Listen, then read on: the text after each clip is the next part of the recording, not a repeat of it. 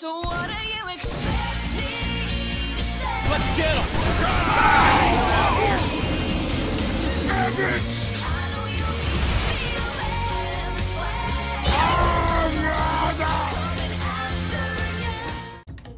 Hey there, what's up internet? My name is BlackLightAttack, and today we are playing some more Jet Set Radio. Last time, we got the first three Golden Rhino, the last of the first three Golden Rhino episodes done. And then we were challenged by, I think this guy's name is Slate, I can't really remember. I don't think it showed me his name. We'll see. It'll show me when I get him, but... And then I owe you guys a game with Piranha, so we're gonna do that. Yeah, Slate, I was right. He looks like the, I forget what that character is called, but he was like a graffiti character that people would spray as sort of a, like a rebellion message. But this is another race this time, so, shouldn't be too hard, because I think this guy also takes a really stupid route, but I'm not starting off too good. Luckily, motherfucker doesn't seem to know about that grind spot, which I forgot about last episode, but he knows about this one. Oh, baby. Oh, you're getting showed up. Oh, you're getting showed up real bad. Okay, okay, okay. We got this. We got this, folks. Let's do this. Oh, yeah.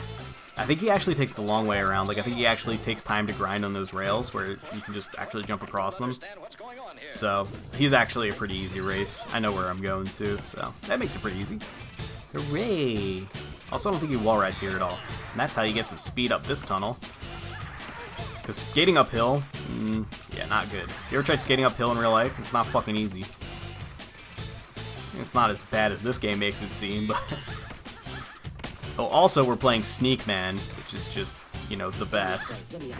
Like, seriously the best fucking song. Probably, like, one... Okay, not my favorite, like, video game track of all time. But it's up there. I think it's hard to determine one favorite track of all time, just because it's well, I could have saved some time by going the other way, I guess. Just because there's so much like so many different things to take into consideration when it comes to video game tracks. Like, I mean, if I want a track that like reminds me of a really powerfully, like a really emotionally moving moment, I think of like, I forget what the track is actually called, but it's the song that plays when Red 13 from Final Fantasy VII discovers who his father was and what his father did.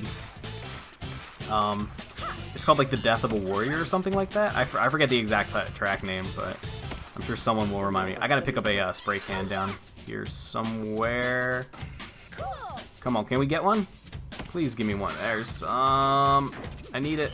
I need it. Just grab it. Yeah, okay. So all we need is one. Come on, Mew, get off that. Mew, no! You're gonna fuck this race up, Mew! No, here he comes! No! Oh my god. Oh my god, please don't tell me I'm about to lose this. Please don't tell me I'm about to lose this. Go, go, go. Go, go, go. Go, go, go. Yes! Oh my god, I almost fucked that up because I got stuck on the fucking wire. Whew. That was close. That was close. If I want... like an awesome, more modern remixy kind of thing, then it would be this song. If it's like classic music, like nostalgia music, then it would be the Song of Storms from Final Fantasy VII. Final Fantasy VII from Ocarina of Time. Yes, Song of Storms from Final Fantasy VII. There wasn't a whole lot of storming in Final Fantasy VII, but I can't remember if Behind the Mask is the last one or not. Okay, 1 second, please. Okay, so yes, Behind the Mask is the last level. So now we're going to start on the Jet levels, the Jet Graffiti, the Jet Technique, and the Jet Crush for each one. And that'll be, these episodes are going to be pretty long, so in all likelihood you could honestly skip these if you guys wanted to. Was that Jet Crush? Because if it's Jet Crush, I'm definitely going to use Mew. No, it was Jet Graffiti.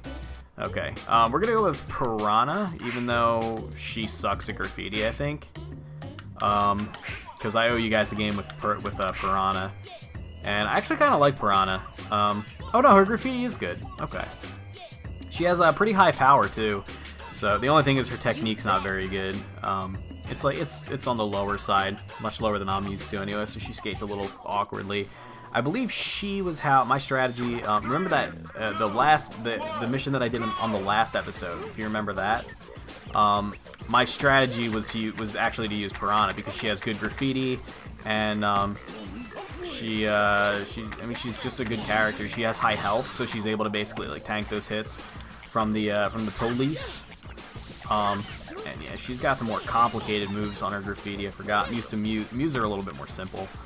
Now, generally speaking, when you want to go for Jet, you wanna be using Yo-Yo. Yo-Yo is probably the best character. That's easily available to get Jet with. But what am I doing? What am I doing? Yeah, gotta get back into practice on that. I can't even spray this now. I gotta go collect more cans. But his graffiti's so high. But the thing is, Yo-Yo can't take hits to save his fucking life. Okay, sweet replay. Woo. He can't take hits to save his life, and he's a squishy character. He ain't got no defenses, so I decided to go with Piranha because she had like you know, still really high graffiti, not quite as high as Yo-Yo's, but high. But she also had some good bulk. Because like look how big her power bar is, her health bar basically. And this, you may notice that I'm not getting. What the fuck am I doing? You may notice that I'm not getting chased by cops at all. And that's because this is one of these levels. I think none of them have cops. What is it? Technique? Yeah, technique. You're literally just free skating for trying to get points. Graffiti, obviously, you're spraying graffiti, and then Crush, you're racing a teammate. So I think it's usually one of the main three. So it's like Gum Tab and Beat. I just saw an arrow glitching through the wall off in the distance. So where the hell are the freaking tags here? Yeah, they're kind of like up higher. The big ass pink funky ass bus. I like it. I enjoy that. Is there one? Let me see if there's one. I can't change my camera angle. I do see that one over there, though. I don't think this one's too terribly hard to get to. Just time it right, baby. Oh, yeah. Oh, yeah. Smooth indeed, Piranha. Smooth indeed. Alright, what else are we missing? Okay, there's two across the way, apparently, and then there's a bunch of greens. And these you can actually do relatively fast.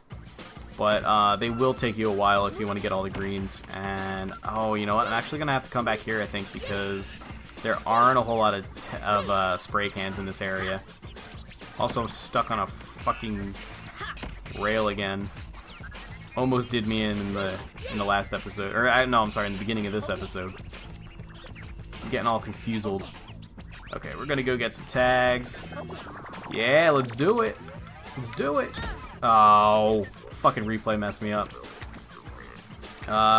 You'll actually avoid taking fall damage if you land on a rail, because your character will begin grinding instead, and that's pretty sweet.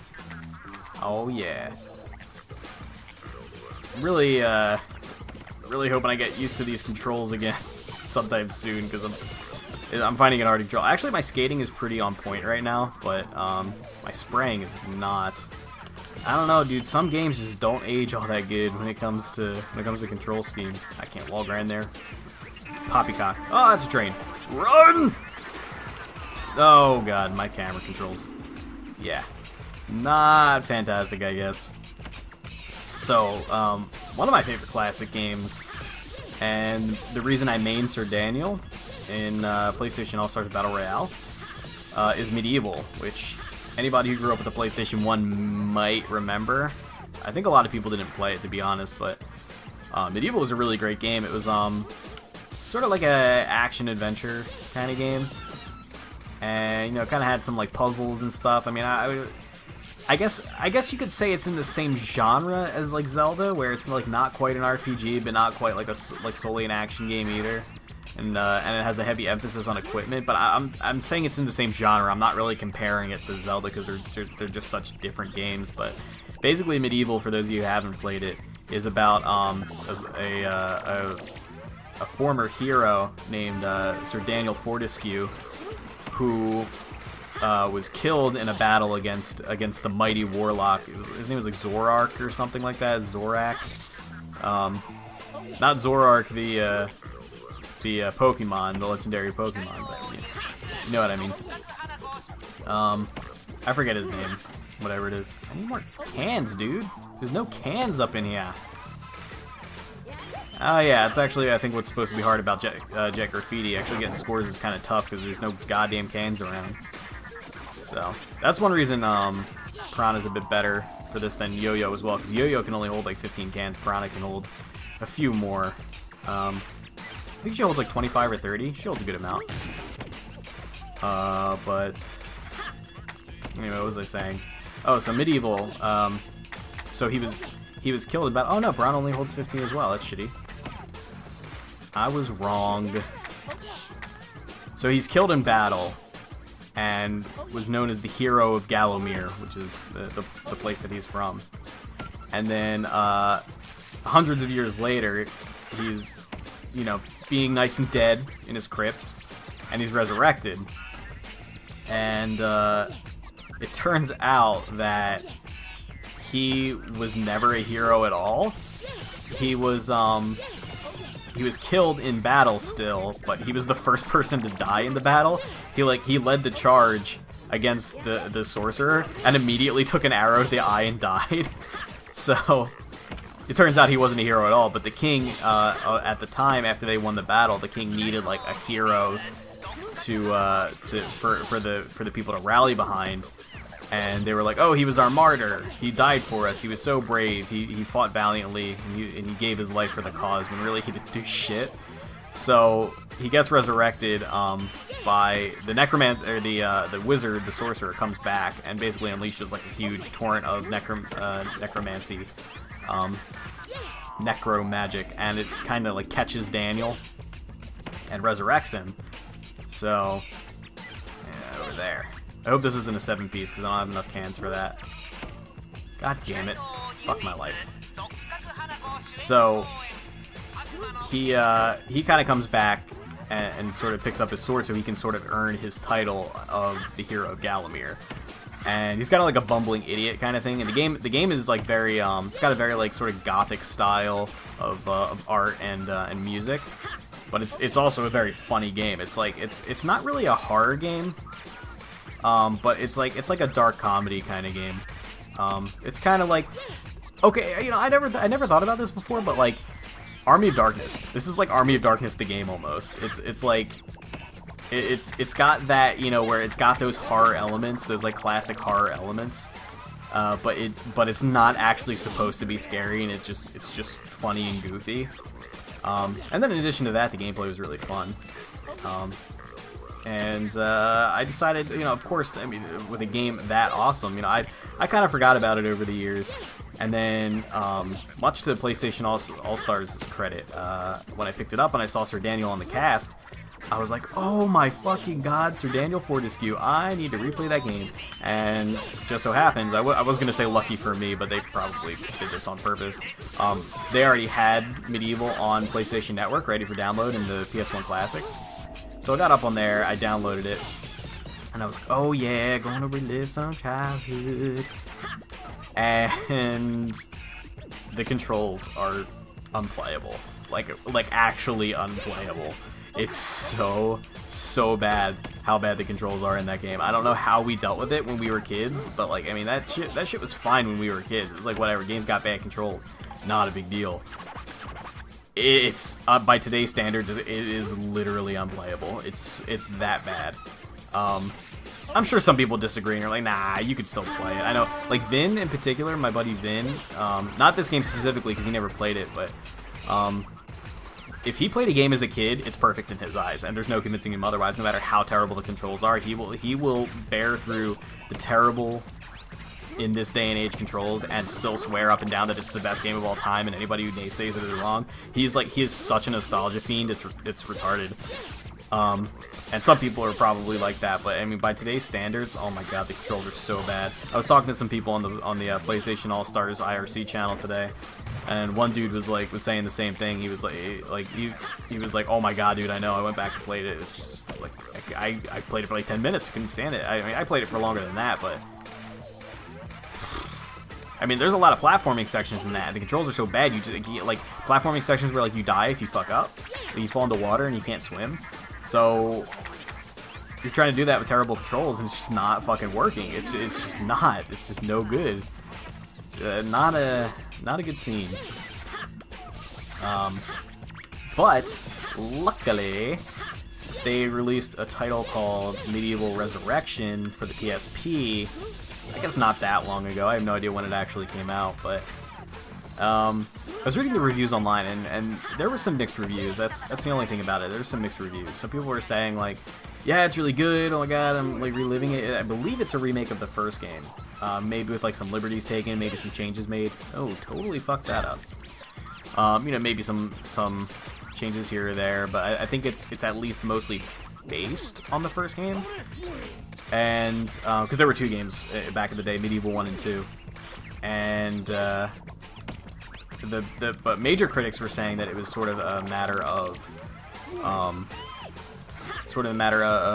like style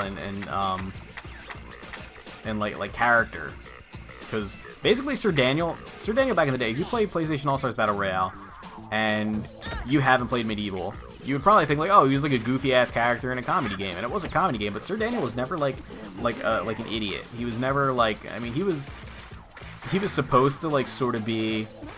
He was kind of like it's kind of funny to think of him like this, because he ends up being the hero at the end of the day, and he's an undead knight, and he's got all these magic powers and like all these badass tools and everything. But he's very much an everyman kind of character.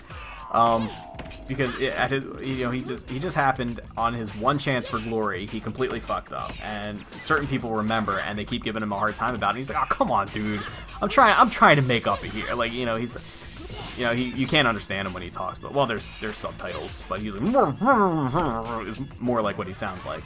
He's like grumpy. He's a grumpy character, but he's not dumb. He's just sort of he's a very down on his luck, pretty much haunted by bad luck sort of character, but definitely not an idiot. He's just unlucky. So I'm not really sure that I agree with the portrayal of them apparently turning him into a bumbling idiot. Now, I figured for PlayStation All-Stars, he's very silly in PlayStation All-Stars.